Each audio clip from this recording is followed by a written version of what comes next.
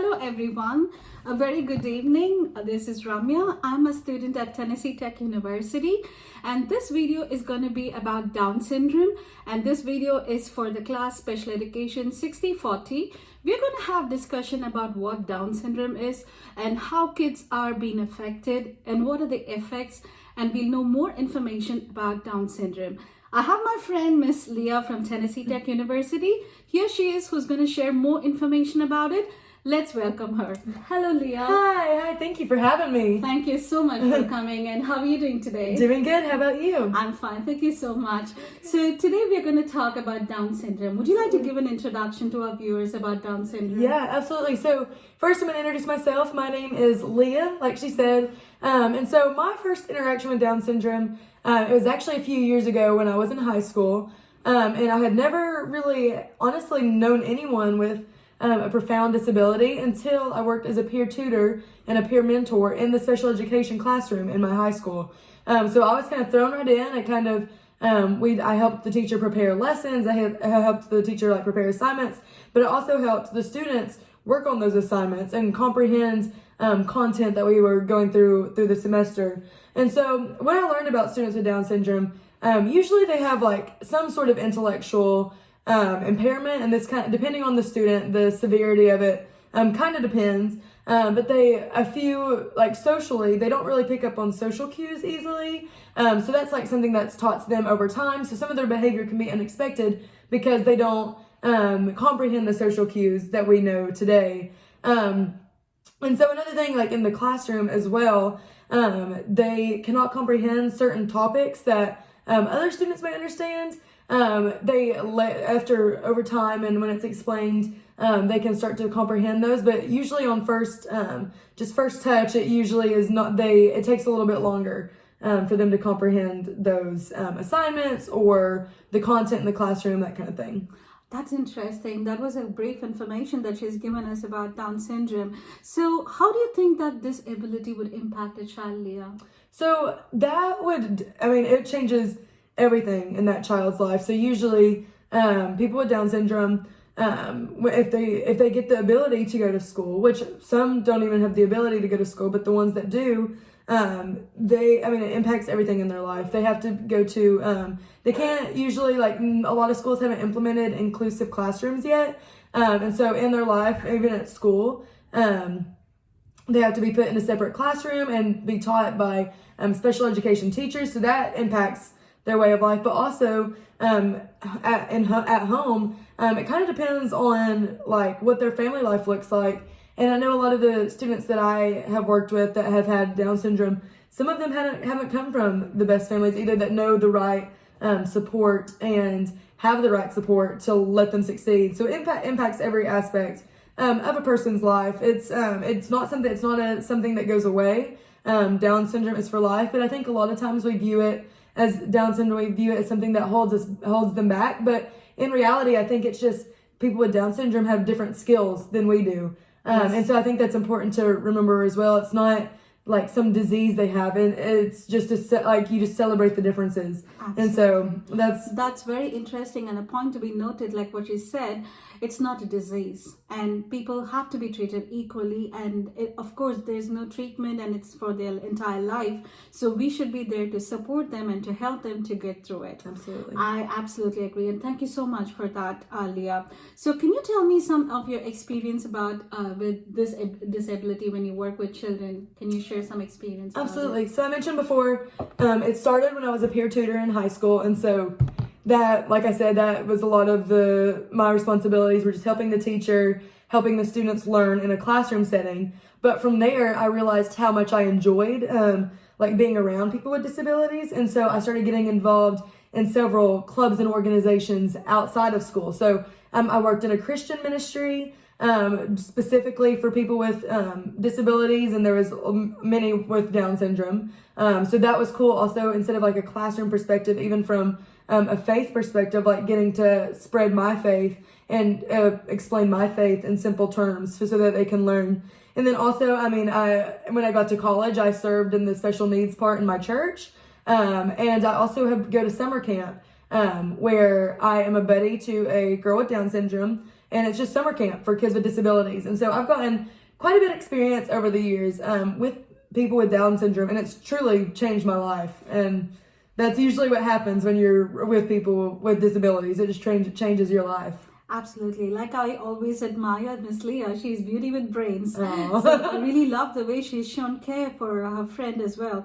It's really interesting that how people treat others and how people treat children with disabilities. They do need special love and care, and they should be treated normal. Absolutely. They should have friends. We cannot ignore them just because they have this disability. Absolutely. And Down syndrome, like what we have discussed earlier, it's going to be throughout their life, and every single stage they need someone to be helpful. And then they also go through the normal things that we do, like how we get up, how we get ready, and maybe they do it in their own way. Do you Definitely. agree with that? I definitely agree with that, and I think it's like I was saying earlier, in the family aspect, it's important like who their guardians are, because I know some people with disabilities that have they live in a house with other people with disabilities, but I know some that their parents raise them, and their parents raise them for most of their life until they can either live in a neighborhood or some kind of organization that gives them the like special tools they need to succeed. But yeah, what you were saying, like they need support,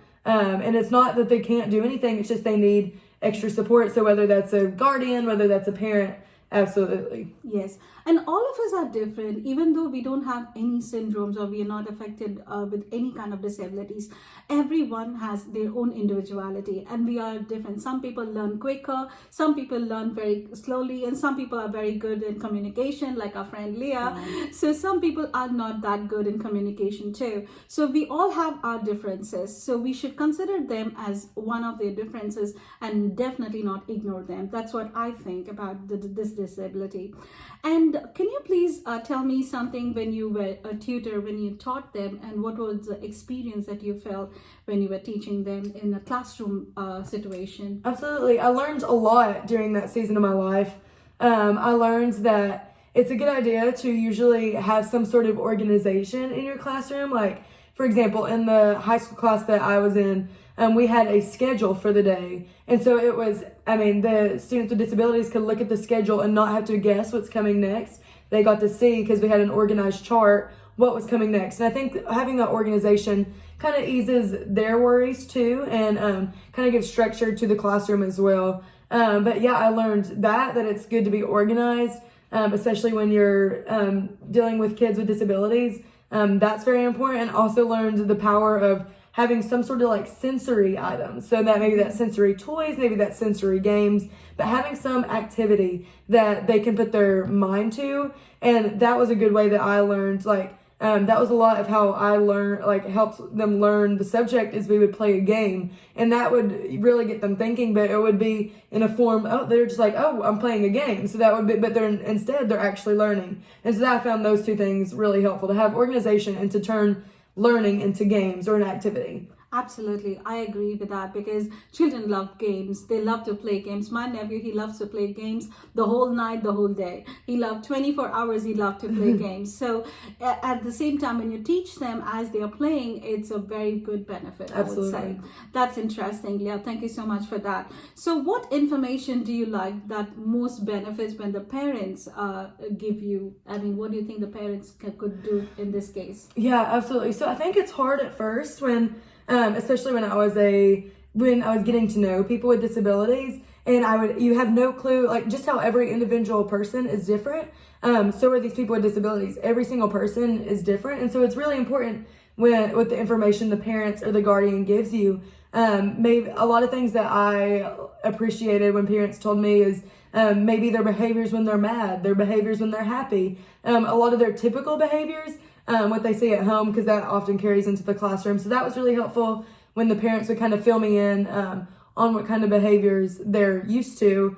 And also just when they would tell me like anything to be aware of, like, she doesn't like when the lights are off because that messes with her head. Like that was really helpful to know. So I remember we had a situation one time where we turned the lights off, and she just went crazy and was just crying and having a reaction, but it was because we didn't know and we didn't have that support, which I think is really important when you talk to a parent, to figure out the behaviors, figure out things that would help them succeed in the classroom, but also socially as well. Absolutely. Well, I cannot be in the dark place. Well, even in my house, the lights are on 24/7 because I cannot be in the dark place as well. But imagine the kids with this syndrome, they can never be left out alone. And it's good to know information from the parents because love starts from family, I believe. And I think as a family, we need to support our kids. We stand first. So if they don't get any love and affection at home, we cannot expect others to show some love and affection for them.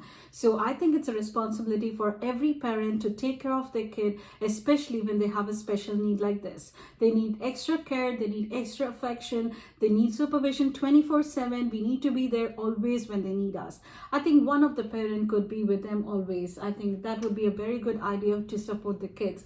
And as America, I think in America there are lots of facilities that we have in special education schools and classroom settings. I think, do you agree with me, Leah, I do. about that? It's honestly what you were talking about, the family and love comes from the family. I absolutely agree, but it also opened my eyes to when I started working with kids with disabilities that a lot of them are not lucky enough to have families that support them. A lot of them come from poverty. A lot of them come from broken families. I know that most of the kids I worked with at my high school, none of them had a normal family life at home. And so I think that is also like a major, I think that can honestly set back anyone, but especially someone with a disability, not having that support at home can definitely set you behind. And that's why it's so hard. Sometimes you hear teachers talk about how difficult their job is, and I 100% agree, but it's because they don't have that support at home that a lot of kids have.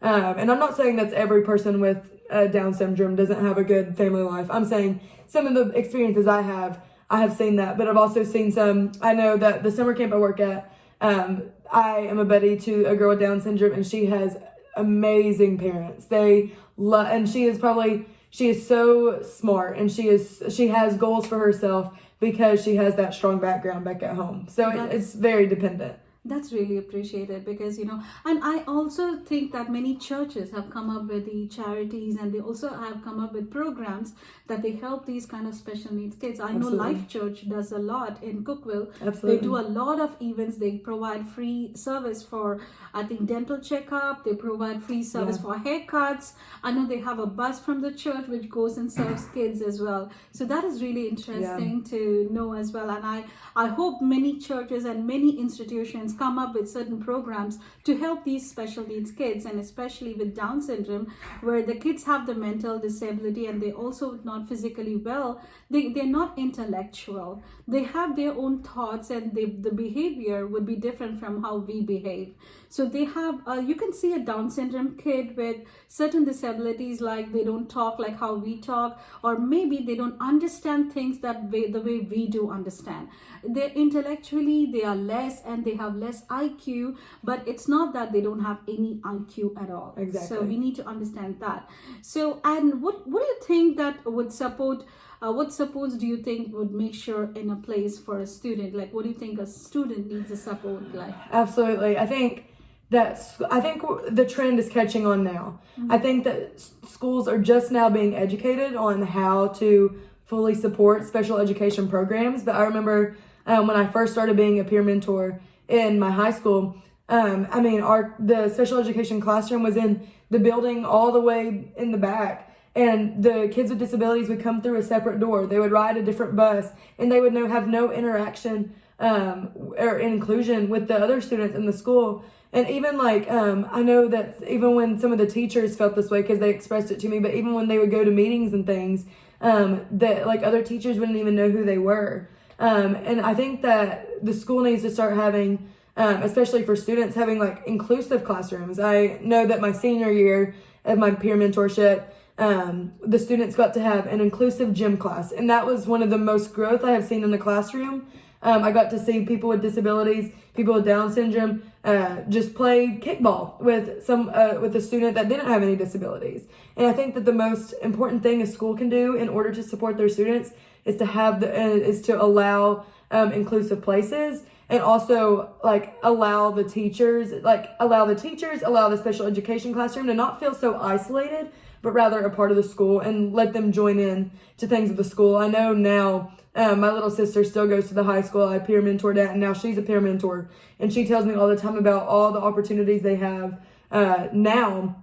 And I wish they would have had that several years ago. But I'm just really honestly glad that a lot of schools are catching on to what should have been done several years ago. Absolutely. Right now, I can see so many schools coming up with lots of facilities for the special needs, and even the churches for that instance. Even when I visit church on Sundays, I do see that they have certain facilities for special needs kids to be there to for them to know about God, for them to get closer to God, for them to have faith, and for them to have hope. Absolutely. We should not let them be isolated from us. They are one among us. We should understand that.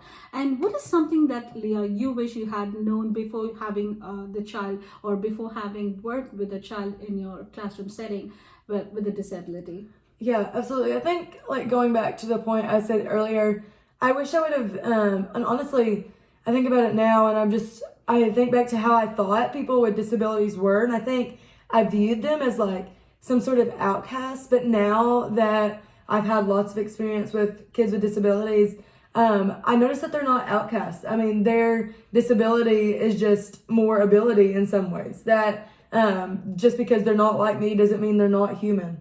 I've just learned, I wish that someone would have told me before I worked with people with Down syndrome that my life would look completely different after an interaction with Down syndrome. Just because it's so impactful to see, like, people you thought like were just incapable of doing anything. My perspective is totally different now, to where I see how people with Down syndrome, like, they can do anything that like students without disabilities have. They are just as capable as students without disabilities. Doesn't mean they don't need more support. Doesn't mean they don't need, I definitely think we need to implement more like funding and support to the teachers with special need, with that work in the special education classroom. I definitely think those things are good, but I also don't think that, I wish like someone would have told me that they weren't so much different than I had in my head. Well, yeah, that's absolutely right. Well, I wish I had known more information about this even before I started working at the outpatient therapy services. I've seen kids with Down syndrome, I've seen kids with autism, I've seen kids with special needs. The thing is that they don't have an eye contact. They don't look into your eyes, and they get scared.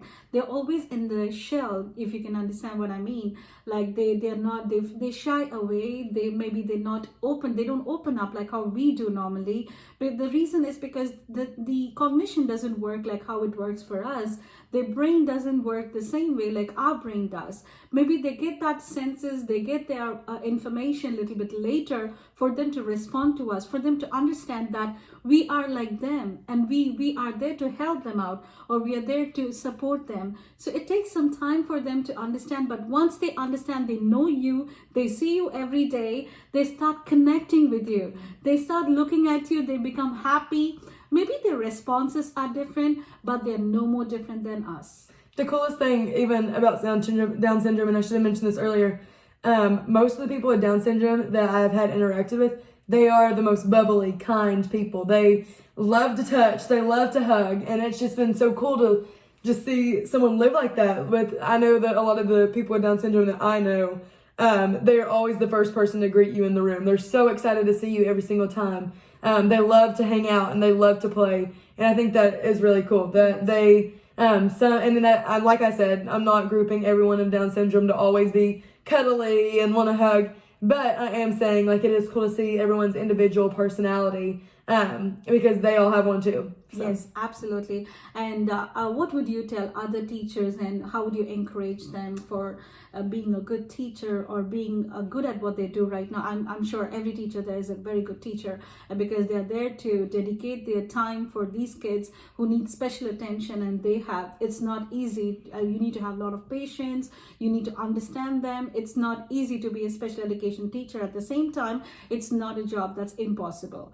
If you understand the situations, if you understand the disability more, you would definitely know what to expect from the kids. So what would your advice be, or what do you think that you can tell other teachers, and how do you like to encourage them as well, Leah? Absolutely. I over Thanksgiving, my aunt is a special education teacher, and honestly, she came to me and I was like asking her how her year was, and she's like, honestly, it's just been hard this year. And the advice that I gave her was just give yourself grace. I mean, each student, and this applies to every teacher, whether you teach in a special education classroom or not, give yourself grace. Each student is going to be different. It's going to take time for you to get to know them. It's going to take time for you to get to know their behavior style. It's going to take time to get to know them as people.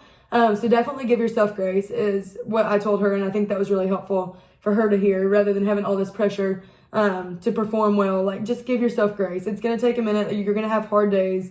You're going to have great days, and every student is different. So just kind of give yourself time to get to know your students. Give yourself time, but also for special education teachers specifically, I mean, it does require lots of patience. Like some of the assignments that you give that you thought you have worded great, like sometimes the student with a Down syndrome may not understand the way you put it, and you might have to reword your directions, but just be patient. I think that every student is worth taking a chance on, and every student is worth helping and learning to grow. And so definitely those are my two biggest pieces of advice: is give yourself grace and be patient.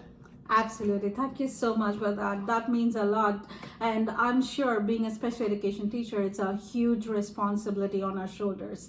And those children there, they need us. We need to be there for them to be able, do something in their life, for them to come up with their own abilities and do the best out of their abilities. And it is our duty to bring the abilities out of them. They might not even know what they're good at. So it's a responsibility of the teacher to understand what they're good at and help them to be motivated and come up in life just like how other normal people do.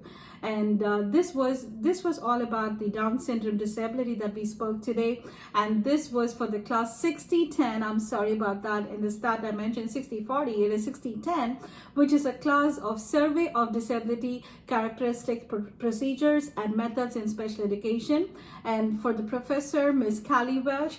And thank you so much for giving us this opportunity to discuss about Down syndrome.